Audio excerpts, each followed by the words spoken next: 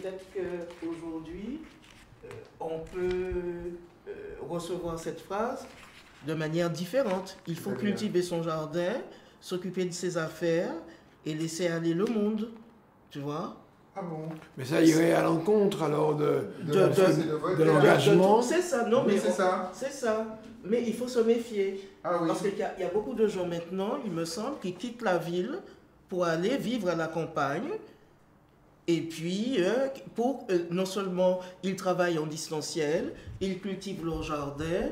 Et ah puis, oui, j'ai compris. Donc ça peut être très mal interprété, peut-être. Alors qu'en fait, l'une des notions importantes pour les philosophes des Lumières, c'était bien cet engagement par rapport à la société. Et on sent aujourd'hui, chez les jeunes qui ont 16-18 ans, ce désir d'engagement. Mais pour aller où? Engagement, pourquoi? Alors on parle du climat, on peut parler de la retraite, de différentes choses. Mais cet engagement essentiel dans le développement de l'homme, c'est ce dont parlent les philosophes des Lumières en fait. Oui. L'un des points importants pour les philosophes des Lumières, par exemple, c'était comment faire comprendre les informations importantes. Comment divulguer les informations importantes et qu'elles soient reçues par un public capable de les recevoir. Mais moi, ce qui me semble là aujourd'hui, c'est que ce sont des étapes qui sont déjà gagnées, que tout ça est déjà acquis, et donc il ne reste plus que le climat, parce que et même le combat féministe, on voit bien qu'il reste encore quelques pourcentages, disons, qui doivent être gagnés, mais au fond, sur les grands problèmes humains, j'ai l'impression que les jeunes d'aujourd'hui estiment que c'est déjà gagné. Oui. Il n'y a rien que l'égalité des droits, par exemple, c'est déjà acquis. Tout à fait, oui. Et c'est pour cette raison que le climat, à mon avis, a pris tant d'importance. C'est parce qu'effectivement, il n'y a pas d'autre combat à la hauteur de... Ceci dit, concernant les femmes, par exemple, il y a des pays qui reviennent en arrière à propos de la contraception, à propos de l'avortement. C'est ça. Donc, est-ce que tous les combats sont gagnés? C'est ça le problème. Oui, c'est vrai. C'est vrai. En réalité, les combats ne sont pas tous gagnés, puisqu'il y a toujours des risques de régression. On l'a vu d'ailleurs à propos même de l'égalité des droits concernant les Noirs aux États-Unis, puisque avec l'ère de Trump à la Maison-Blanche, on a vu arriver le Ku Klux Klan qui est entré à la Maison-Blanche de façon totalement officielle. Et il a tenu, lui, le président quand même des États-Unis, il a tenu des propos racistes sans aucune hésitation. Donc c'est vrai qu'il y a des régressions, il y a des périodes d'avancée, et puis des périodes de régression. Et donc c'est peut-être là qu'il faudrait qu'on fasse un effort, c'est-à-dire de consolider, en quelque sorte, les acquis. Mais pour ce faire, me semble-t-il, il est important que nous ayons la connaissance. C'est-à-dire que nous soyons capables de pouvoir traiter les informations. Et les philosophes des Lumières insistaient beaucoup sur la raison, sur le fait de savoir, d'apprendre à utiliser la raison. Kant, par exemple, a beaucoup insisté sur cette partie-là, quand il disait « apprends à te servir de ton jugement », en fait. Oui. Et c'est cette notion, en fait, de travail sur nos capacités à pouvoir apprendre à juger, c'est-à-dire à arriver à intégrer les bonnes informations et les bonnes connaissances. Parce qu'on voit bien qu'avec les réseaux sociaux, beaucoup de personnes ont l'impression, surtout parmi les jeunes, qu'avec 2 minutes, on a l'information. Donc tout le recul qu'il y a pour pouvoir comprendre en profondeur, ils estiment qu'on n'en a plus besoin. Et puis, il y a aussi ces pertes sur lesquelles on peut réfléchir. C'est-à-dire que, est-ce que toutes les technologies, les développements technologiques sont nécessaires au bien de l'homme? Qu'est-ce que le bien de l'homme? C'est-à-dire amener ce niveau de réflexion où on réfléchit en fait sur soi. Quel saut? C'est pour ça que je disais tout à l'heure que la notion de vivre des temps nouveaux était tellement présente, peut-être avons-nous besoin d'un saut qualitatif. Nous avons le saut quantitatif qui nous permet de vivre, mais le saut quantitatif intérieur. Tout à l'heure, vous aviez parlé de l'intériorisation de l'infériorité. Mais avec quelle clé, déjà, devient-on conscient de cette infériorité et quelles sont les clés qui nous permettent de travailler sur le sortir de ce sentiment d'infériorité? Il est prégnant quand même, et on le voit. Ouais, ben oui, mais c'est toute la difficulté de la situation. C'est pour cette raison, d'ailleurs, que cette infériorisation-là continue à faire des ravages dans la psyché des Noirs. C'est parce que c'est difficile de s'en sortir. Oui. Et parce qu'on n'a pas comme ça de moyen magique de pouvoir arracher cette idée de la tête. Alors, il me semble tout de même que la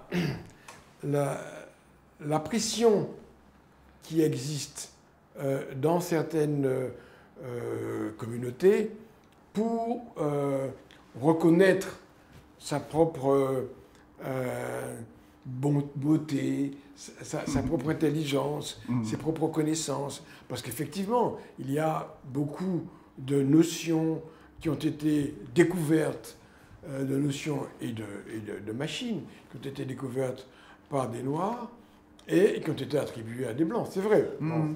Maintenant, aujourd'hui, on met l'accent sur ces images d'identification pour les Noirs, pour qu'ils sachent que, effectivement, ce qui a été si souvent répété concernant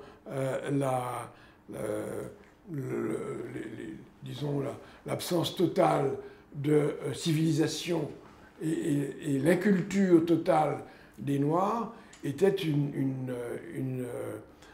un mensonge éhonté. Donc, il me semble qu'aujourd'hui, les jeunes peuvent utiliser ces images d'identification qui sont maintenant transmises dans le monde entier. Enfin, et je me souviens que il y a peu de temps, enfin peut-être 1 an ou 2 ans, un film qui a été tourné uniquement, un film de blockbuster, qui a été uniquement... Black Panther, c'est ça? Les Black Panther, ça, oui. Qui a été tourné uniquement avec des Noirs. Eh bien, en Asie, ils ont été ébahis, abasourdis, et que moi, ça m'a semblé important que ce film-là existe et qu'il soit vu par des Asiatiques en Asie pour qu'ils sachent qu'il n'y a pas que des Blancs qui existent et que le noir n'est pas définitivement minoritaire dans le monde. Tout à fait. Donc, excuse-moi, ce que tu disais, tu parlais de clés à donner aux jeunes. Oui. Il me semble que la clé principale, c'est celle de la connaissance, par tous les moyens. Connaissance, par exemple, du passé. Et c'est pour ça que ce travail que vous êtes en train de faire, ou ce qu'a fait l'Institut du Tout-Monde, ce qu'est en train de faire l'Institut du Tout-Monde sur la traversée des mémoires, je trouve que ce travail est fondamental, puisque ça amène les élèves à se retourner sur leur passé, pas le passé de 1900, etc., mais le passé qui remonte à 1700, à 1600, à 1500, etc. Et quand certains élèves ont pris la parole, ont écrit des textes, ils ont tous indiqué qu'ils ont appris des choses qu'ils ignoraient. Ils ont appris véritablement, et moi ça m'a étonné parce que j'ai l'impression qu'au siècle dernier, on avait quand même un peu plus de connaissances sur ce qu'avait été l'esclavage. Il est vrai que nous avons vécu, les gens de ma génération ont vécu avec des parents dont les parents étaient esclaves ou dont les grands-parents étaient esclaves. Donc finalement, on ne parlait pas de l'esclavage, mais on vivait avec les séquelles de l'esclavage, ne serait-ce que dans l'éducation qu'on recevait, une éducation très rigoriste, très sévère. Par exemple, on pouvait demander à un enfant, dans les années 40, de se mettre à genoux sur une râpe, parce que j'ai vu ça, de se mettre à genoux sur une râpe, et puis de tenir 2 cailloux, et puis de frapper les 2 cailloux, parce que la mère était dans le jardin à quelques mètres, et la mère voulait entendre que l'enfant respectait la punition donnée. Maintenant, on va demander aux élèves d'écrire 10 fois, 50 fois je dois obéir, etc. Mais dans les années 40, on était puni dans sa chair. Et ça rappelait l'esclavage. On a l'impression que maintenant, parce que d'après ce que les élèves disaient, maintenant, les enfants découvrent les horreurs de l'esclavage. Ils ont été vraiment marqués quand ils ont lu, je ne me rappelle plus, l'histoire d'une esclave qui disait, bon, on m'a coupé une main, on m'a frappé, on m'a fouetté jusqu'au sang, etc. Et l'élève disait ça avec des trémolos dans la voix, parce qu'elle ne s'imaginait pas que c'était ça, hein, qu'on pouvait finalement pratiquement martyriser des gens par, je ne sais pas, pour le plaisir ou pour montrer sa supériorité. Ou pour montrer l'exemple, pour que les autres esclaves ne s'amusent pas à fuir, à s'enfuir par exemple, ou à commettre c'est-à-dire prendre un fruit, prendre, etc. Donc on te coupe la main carrément. Ou à manquer de respect à la maîtresse de maison. Oui, moi, ça me semble effectivement intéressant de souligner qu'aujourd'hui, les jeunes gens d'aujourd'hui donc, découvrent quelque chose que nous pensions connu, mais le travail de l'oubli est un travail actif. On n'oublie pas passivement, on oublie volontairement, parce que ça sert d'oublier. Ça sert parce qu'on souffre moins de ne pas savoir. Mais quand on peut désormais, puisque ça remonte forcément, je veux dire, bon, donc ça finit par remonter, je veux dire, tout ce qui a été soi-disant nié, qui a été oublié, remonte de temps à autre par poche, comme ça, et effectivement, donc une fois qu'on apprend un ou deux faits, on a envie d'en savoir davantage. Mais on est obligé de s'armer d'une certaine sérénité, on est obligé de s'armer de courage pour pouvoir apprendre les horreurs, mais de la période esclavagiste. Et pour oublier, il faut savoir. On ne peut pas oublier ce que l'on ignore.